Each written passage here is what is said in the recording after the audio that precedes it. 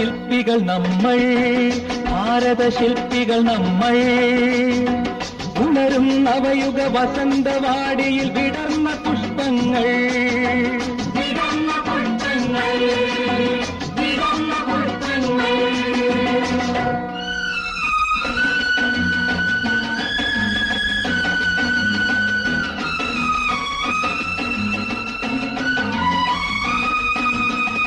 മനുഷ്യരുതിരം വീണ ചമ്പലിൽ വിയർപ്പുമുത്തുകൾ മിന്നുന്നു.